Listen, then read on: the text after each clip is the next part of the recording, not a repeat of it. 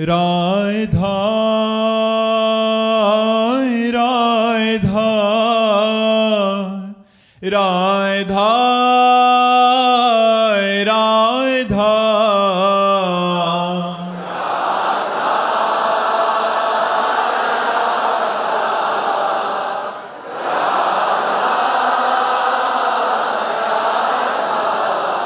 हाय राधा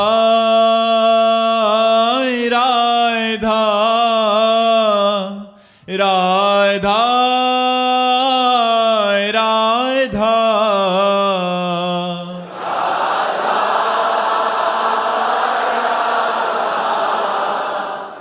राधा राधा श्री राधा वल्लभ लाल की, समस्त संत हरि भक्तन की, श्री वृंदावन धाम की, सद्गुरुदेव भगवान की। चारुल जी रोहतक से। महाराज जी, सही समय कब होता है? सब कहते हैं जब सही समय आएगा तब सब ठीक हो जाएगा, लेकिन हमें कैसे पता चलेगा कि अब सही समय आने वाला? हमारा तो हर समय सही है। जिस समय भगवान का चिंतन हो वही समय सही है, और जिस समय भगवान का चिंतन न हो सब गलत समय है। का हनुमंत विपत्ति प्रभु सोई, जब तो सुमिरन भजन न होई। देखो, अगर हम आपके हिसाब से देखें तो सबसे ज्यादा गलत समय हमारा चल रहा है, लेकिन हमसे ज्यादा सही समय किसी का नहीं चल रहा होगा, क्योंकि एक भी मिनट ऐसा नहीं जो भगवान से विमुख जाए, भगवान की कृपा से, गुरु कृपा से। तो वही समय धन्य है, वही जीवन धन्य है जो भगवान से जुड़े। गलत इस प्रारब्ध का भोग आया है, लेकिन भगवान के चरणों के आश्रय होने के कारण वो हमें परास्त नहीं कर पा रहा, हमें गिरा नहीं पा रहा, हमें वो निराश नहीं कर पा रहा। हर समय एक आनंद, एक अद्भुत आनंद बना रहता है। इसलिए भाई, हम तो सही समय वही समझते हैं जिसमें भगवान का चिंतन हो, और गलत समय उसी को समझते हैं जब भगवान को भूल गए। उत्कृष्ट राय जी गोरखपुर से। राधा वल्लभ श्री हरिवंश महाराज जी। गुरुदेव भगवान, जीवन कैसे निर्भय निशोक होकर प्रभु के चरणों में समर्पित करें? जब भगवान के चरणों में समर्पित हो जाओगे तब निर्भय होगे। निर्भय निशोक होकर समर्पित नहीं करना, निर्भय निशोक होगे ही जब समर्पित हो जाओगे। जब भगवान को आत्मसमर्पण कर दिया जाता है तब जीव निर्भय हो जाता है, निशोक हो जाता है। प्रतिपल नवीन आनंद की अनुभूति होती है। धन से लेकर के, तन से लेकर के, मन से लेकर के, संपूर्ण व्यवहार को लेकर के हमने अपने भगवान को देखा है कि वो हमारे मन पर, हमारे तन पर, हमारी आवश्यकता पर पूरी दृष्टि रखते हैं। जब जहाँ जिस समय जो कुछ जैसे चाहिए ऐसे जैसे वो देख रहे हैं और वो कर रहे हैं। मांगना नहीं पड़ा, मांगना नहीं पड़ा, हर समय हर व्यवस्था। तो कदम कदम पर भगवान की तन मन वचन धन सब पर कृपा हमें दिखाई दे रही। जब हम भगवान के हैं तब निर्भय है, निःशुक है, निश्चिंत है कि सब कुछ देख लेंगे ना। वो योगक्षेमम वहाम्यहम, वो सब देख रहे हैं, वो सब कर लेंगे। निर्योगक्षेमम, ये स्थिति हमारी तभी आएगी कि हमें भगवान से भी योगक्षेम की परवाह न रह जाए, जब भगवान से प्रेम हो जाएगा। महाराज जी, आप कोई कह सकता है कि आपके हृदय में आया और कहते हैं आपने मांगा नहीं और फिर भी आ गया तो प्रभु देख रहे हैं। यहाँ मांगने पे भी नहीं मिल रहा महाराज जी, ऐसा क्यों? क्योंकि दो बातें हैं, हमने सत्संग में चर्चा की है। एक तो दुकान वाला संबंध, जिसमें जितने पैसे हैं उतना ही माल मिलेगा, और एक घर वाला संबंध। घर वाला जाएगा, बोला आधा किलो जरा घी का टीन उठाइए, तो वो पूछेगा नहीं, दे देगा। घर वाला आधा किलो घी उठा देते हैं, लेकिन आपके आधा किलो घी निकालिए तो पैसा निकालिए। तो पहली बात, आप भगवान के घर के हो, आपने अपना संबंध भगवान से माना है नहीं, तो फिर नहीं मिलेगा। दूसरी बात, आपके पास इतना तप है, भजन है, साधन है, अनुष्ठान है, तो मांगिए, आपकी बात पूरी होगी। न तप है न भजन, करो बेविचार, पियो शराब, खाओ मांस, करो मनमानी आचरण, और कहो भगवान तुम्हें लड्डू का भोग लगा देंगे, तो भगवान भूखो नहीं मर रहे। ऐसे कामनाओं की पूर्ति नहीं होती। तपस्या, भजन, अनुष्ठान, साधना या तो ये हो, और या तो सीधे हे नाथ मैं आपका हूं, हे नाथ मैं आपका हूं। भगवान की शरण, भगवान का घर जाया नौकर बन जाओ, खूब माल लूटो, खूब आनंदित हो जाओ। दो ही पद्धतियां हैं, या तो साधना और या तो साध्य में समर्पण। दोनों नहीं है तो फिर कामना की पूर्ति नहीं होगी। महाराज जी आपके पास तो दोनों है, तो कटता किससे है? हम तो घर वाले हैं, हमारा तो कुछ है ही नहीं। भजन से है ही नहीं ना, है ही नहीं। मैं भजन नहीं कर रहा, वो भजन करा रहे हैं। मैं साधन नहीं कर रहा, वो साधन करवा रहे हैं। घर वाले नौकर को पेमेंट थोड़ी मिलती है।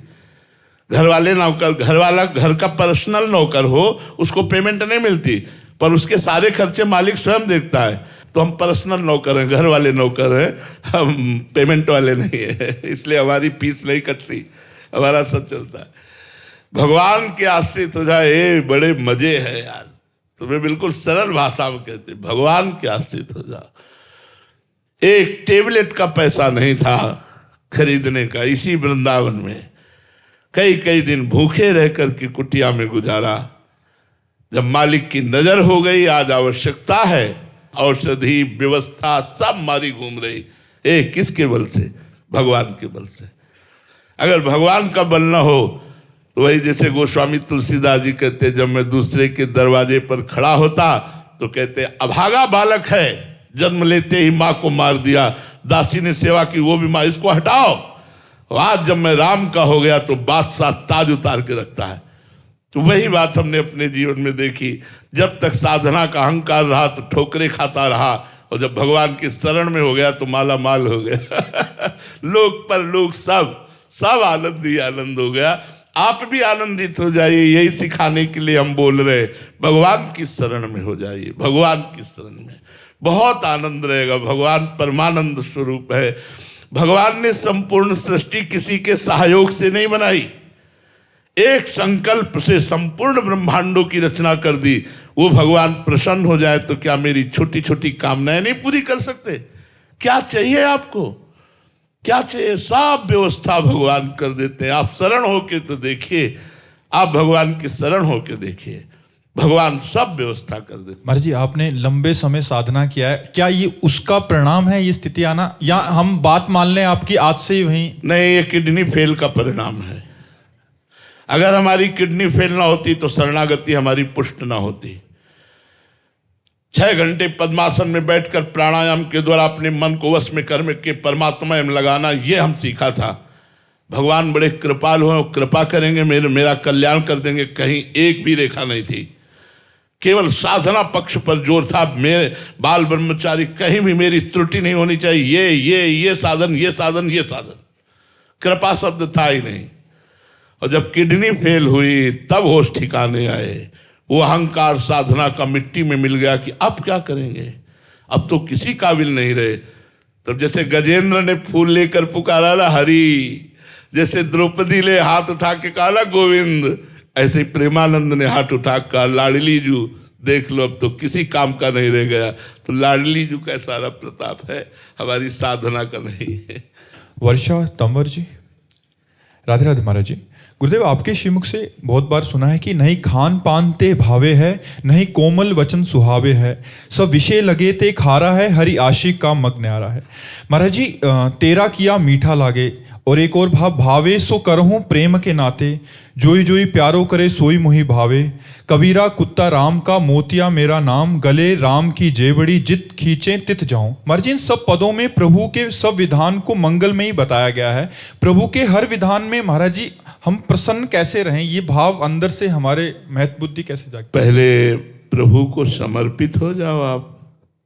आपका तन मन वाणी ये प्रभु में समर्पित हो जाए, फिर आप देखिए मच्चित्ता मदगत प्राणा बोधयंता परस्परम कथयन्ति च माम नित्यम तुष्यन्ति च रमन्ति च तेषाम सततयुक्तानां भजताम प्रीतिपूर्वकम ददामि बुद्धि योगम तम येन मामुपयान्ति ते।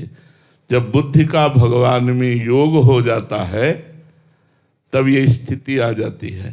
अभी हमको भगवान के चित्त वाले बनना है। अभी हमारा चित्त संसार का चिंतन करता है, देह का, देश संबंधी भोगों का, देश संबंधी रिश्ते नातों का। जब ये चिंतन छूट करके अनन्य चिंतन, अनन्यश्चिन्तयन्तो माम, भगवान का अनन्य चिंतन होने लगे, अभी हमारी बुद्धि ये निश्चय करती कि भोगों में सुख है। अब हमारा कोई संसार में है, कोई हमें प्यार करे संसार में, ये सब भगवान से विमुख करने वाली बातें जो हृदय में है ना, जब खूब भजन करोगे, पहले भगवान में हम अपने चित्त को अर्पित करना सीखें। खूब बार बार नाम का जप करें, उससे चित्त अर्पित होता है। श्वासें ये भगवान के लिए हैं। मदगत प्राणा, प्राणों का कार्य है श्वास प्रश्वास। हमारा आहार बन जाए भगवान नाम, हमारी श्वास प्रश्वास से नाम जब चले। नाम श्वास दो बिलक चलत हैं, इनको भेद नमो को भावे। श्वास ही नाम, नाम ही श्वासा, नाम श्वास को भेद मिटावे। मदगत प्राणा बोधयंता परस्परम। जब हम वार्ता करें तो भगवान की चर्चा करें, भगवान के गुण, भगवान की रूप माधुरी, लीला, धाम, ये अनंत समुद्र हैं। हम इसकी चर्चा करें। इसकी चर्चा तभी कर सकते हैं जब चर्चा सुने, चर्चा पढ़ें, भगवत कथा श्रवण करें, भगवत लीला कथा का गायन करें, तो हम परस्पर बोधयन्तः परस्परम, परस्पर बैठकर भगवान की चर्चा संबंधी, गुण संबंधी, लीला संबंधी जो रस है वो हमारे हृदय में आने लगे। तुष्यन्ति च रमन्ति च, उसी में हमारा मन रमण करने लगे, उसी में हमारा मन संतोष को प्राप्त होने लगे, तृष्णा रहित होने लगे, भोगों की तृष्णा नष्ट होने लगे। तुष्यन्ति का मतलब है तृप्ति होना। अब कोई चाह नहीं रह गई, कोई इच्छा नहीं रह गई। तो भगवान कहते वो निरंतर प्रेम पूर्वक जो मेरा भजन करता है तो मैं उसकी बुद्धि में योग प्रदान करता हूं, अर्थात बुद्धि भगवान में स्थित हो जाती है। उसका परिणाम क्या होता है? उसको सारे जगत में भगवान दिखाई देने लगते हैं। मैं ये वो मन आदत स्व मई बुद्धि निवेश है, तो निवेश्य मई ये वह अत ऊर्ध्वम न संशया, तो मेरे में ही निवास करेगा। अर्थात आप देखेंगे कि भगवान की कृपा आपको घेरे हुए है। हर क्षण भगवान की कृपा, चाहे वो भीषण रूप हो, चाहे मृदु रूप हो, चाहे विपत्ति रूप हो या संपत्ति रूप, वो कृपा ही है, वो मंगल विधान है मेरे प्रभु का। ये आप अनुभव करेंगे, तब अनुभव करेंगे जब आपकी बुद्धि और मन भगवान में स्थित हो जाएगा। इसके लिए भजन करो, भगवान की लीला कथा सुनो, भगवान की लीला कथा भरे पदों को गायन करो, भगवान के भक्तों के चरित्र पढ़ो, भगवान के भक्तों से प्रेम करो, तो तुम्हारा देहाभिमान भगवान में समर्पित हो जाए। बस यहीं से दिव्यता प्रारंभ होती है। जब तक देहाभिमान रहता है तब तक भागवतिक अनुभव नहीं होता। पार्थिव अनुभव होने लगेंगे, इच्छाओं की पूर्ति होने लगेगी, लोक सम्मान मिलने लगेगा, लेकिन आध्यात्मिक दिव्यता का अनुभव तभी होगा जब देहाभिमान श्री भगवान में अर्पित हो जाए। शरीर स्वस्थ हो या अस्वस्थ, सामने प्रतिकूलता हो या अनुकूलता, कोई निंदा करे या स्तुति, अपमान दे या मान, सब में समान भाव रखकर परमात्मा चिंतन में तन्मय महापुरुष वो बोल सकता है तेरा किया मीठा लागे। वो बोल सकता है जोई जोई प्यारो करे सोई मोहि भावे। वो बोल सकता है कबीरा कुत्ता राम का। ऐसे नहीं बोल सकता, ऐसे बोलना खेल नहीं है। भगवान के हो गए तब कितने बड़े महापुरुष हैं, कैसे बोल रहे हैं। कबीरा कुत्ता राम का, कहाँ गया देहाभिमान, गलित हो गया, भगवान के चरणों में अर्पित हो गया। ये बड़ी ऊंची बात है, बहुत ऊंची बात है।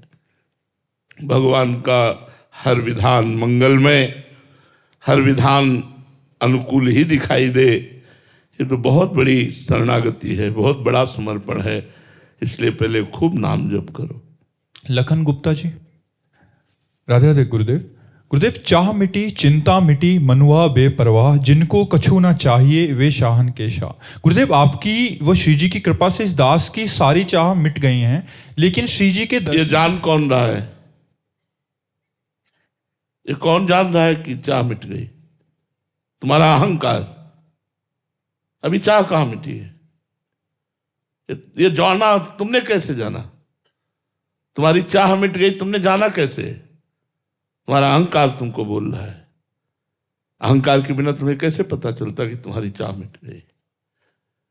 हमारी चाह बढ़ रही है प्रभु से मिलन की, हमारी चाह बढ़ रही है निरंतर नाम जप की, हमारी चाह बढ़ रही है हर समय संत समागम की, हमारी चाह बढ़ रही प्रभु के लिए रोने की। तो अपने आप पता चल गया कि आपकी संसार की चाह मिट गई। संसार की चाह मेरी मिट गई, यह अहंकार है, इसका दमन करो। चाह मेरी प्रभु से मिलन की, चाह मेरे प्रभु के भजन की, चाह मेरे प्रभु के भक्तों के मिलन की, चाह मेरे प्रभु के लिए रोने के लिए, तो अपने आप मिट गए। उसके कहने की थोड़ी, मैं सत्यवादी हूं, यह अहंकार है। मैं कभी भगवान की कृपा से झूठ नहीं बोलता, यह सत्यवादी का लक्षण है। अहम का त्याग करके भक्ति मार्ग में चला जाता है। इसका अहम का त्याग करो कि मैं चाह का त्यागी हूं, ऐसा नहीं जी। प्रियांशु कुमारी जी, बिहार से, राधे राधे महाराज जी। महाराज जी, मेरा सवाल है कि काकभुसुंडी जी महाराज जी ने विभिन्न युगों में प्रभु के अवतार देखे, तो महाराज जी क्या गृहस्थ आश्रम में रहते हुए नाम जप से ये संभव है?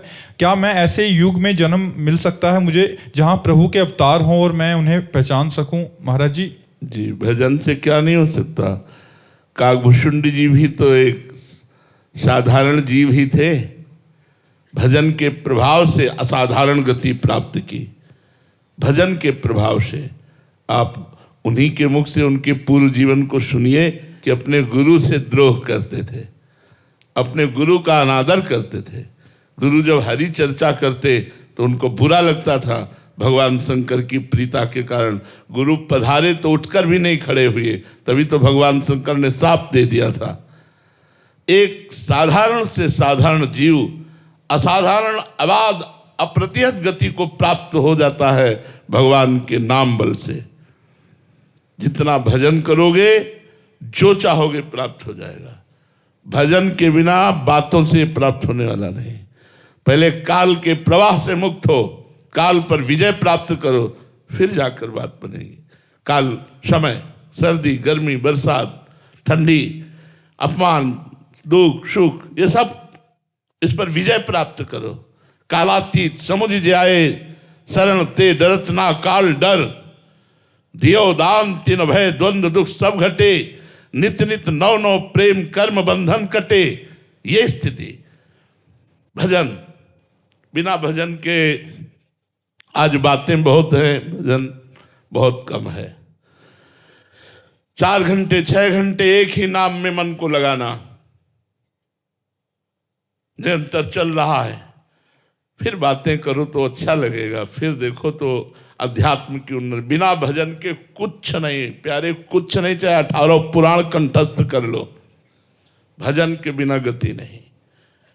भजन के बिना आप विद्वान हो सकते हैं, कर्मकांडी हो सकते हैं, आप योगी हो सकते हैं, आप, लेकिन आप प्रेमी नहीं हो सकते।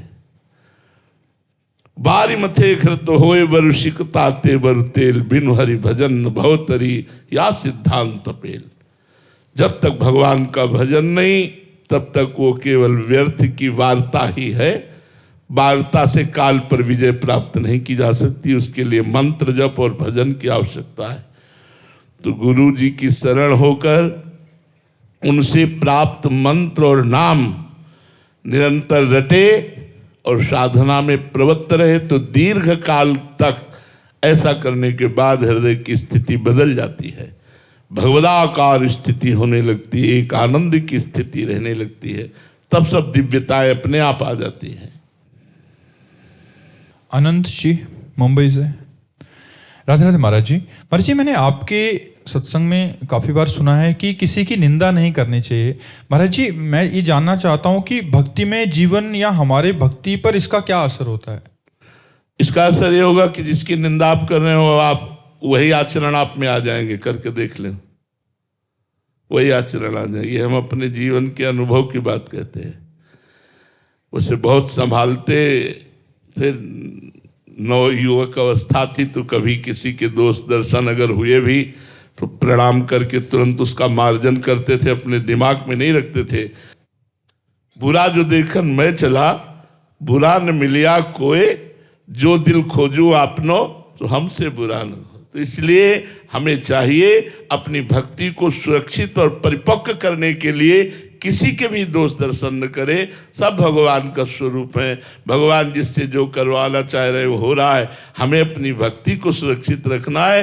तो सबको सीए राम में सब जग जानी, करो प्रणाम जो रिजुक पाए। सबको प्रणाम करें, किसी के भी दोष दर्शन न करें और किसी की निंदा न करें। जी। सुहास मोदी जी। राधे राधे महाराज जी। महाराज जी, क्या स्वार्थ के लिए भक्ति करना गलत है या सही? सही है।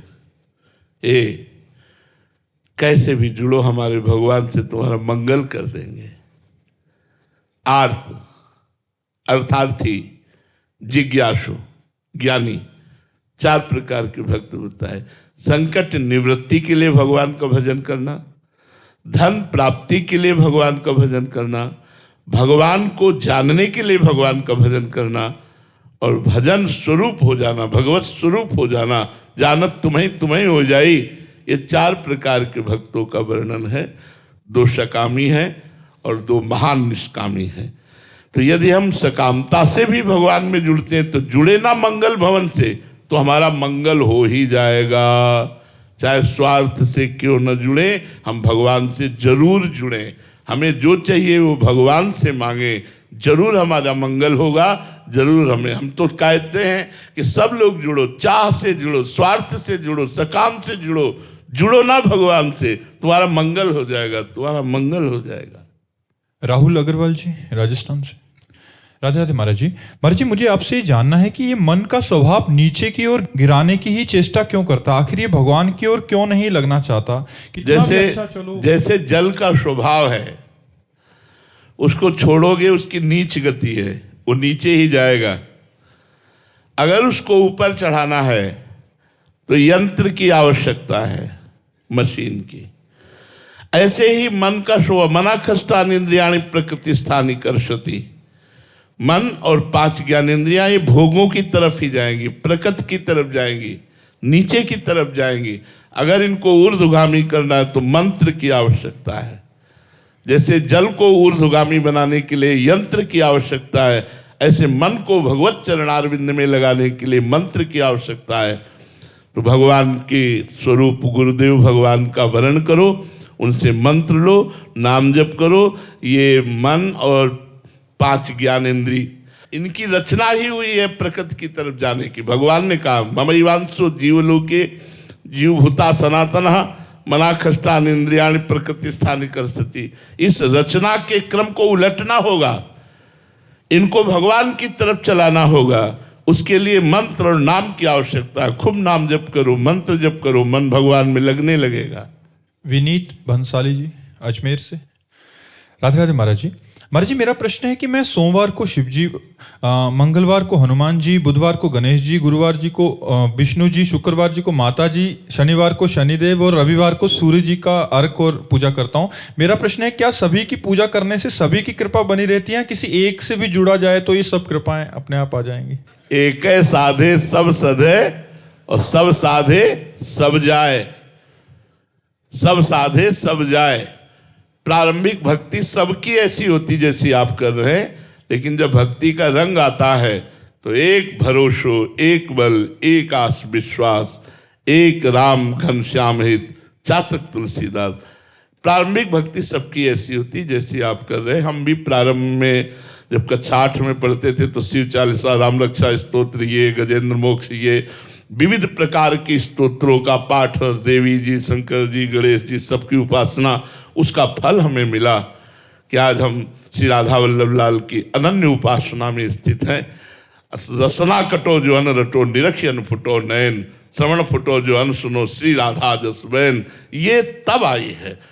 अब आप जहाँ चल रहे हैं चलते रहिए, पर अंदर से सोचते रहिए यही विश्राम स्थली नहीं है, आगे और हमें बढ़ना है भक्ति में, तो भगवान आगे बढ़ा देंगे।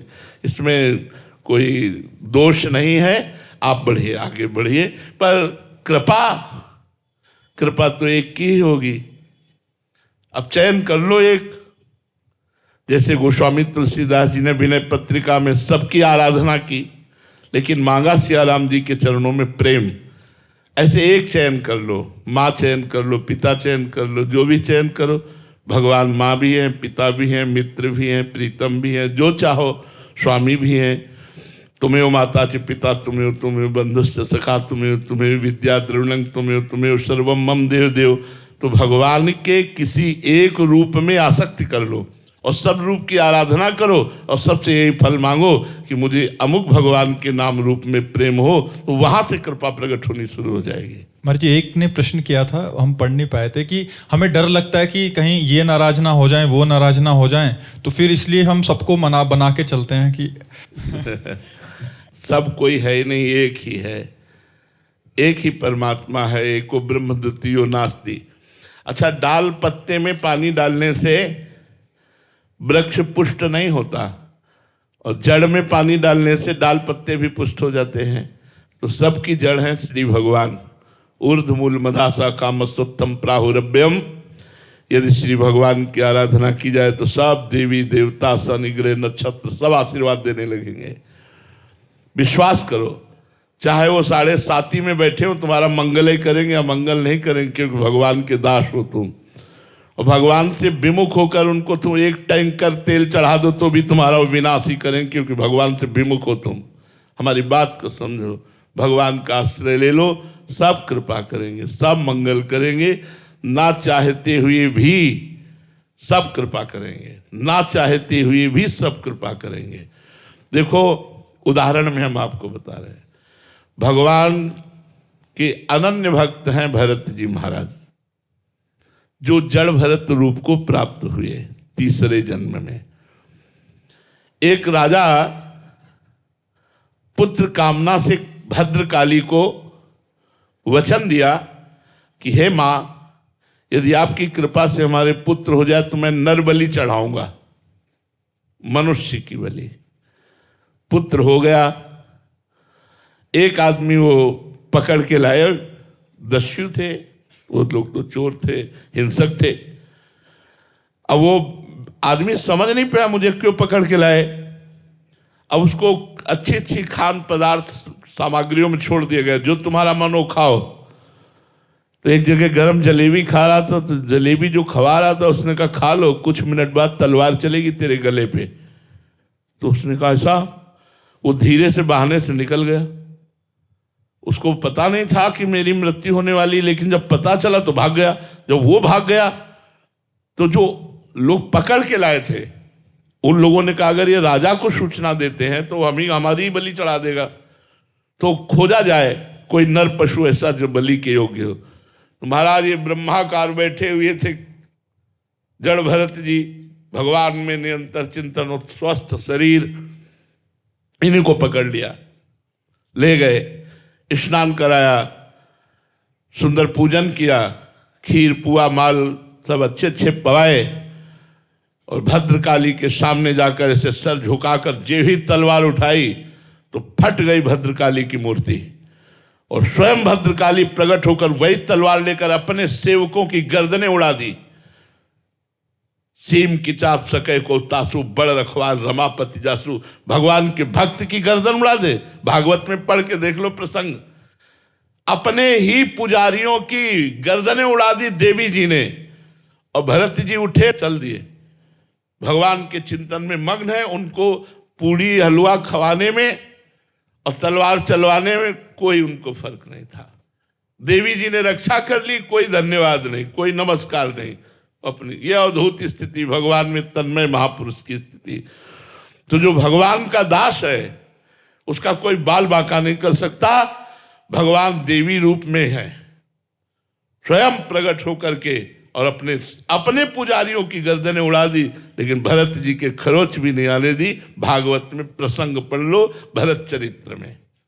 तो इसलिए हमें लगता है श्री भगवान की आराधना करने से सब प्रसन्न हो जाते हैं। वैसे भी जा पर कृपा राम की हुई, ता पर कृपा करे सब कोई, सब प्रसन्न हो जाते हैं।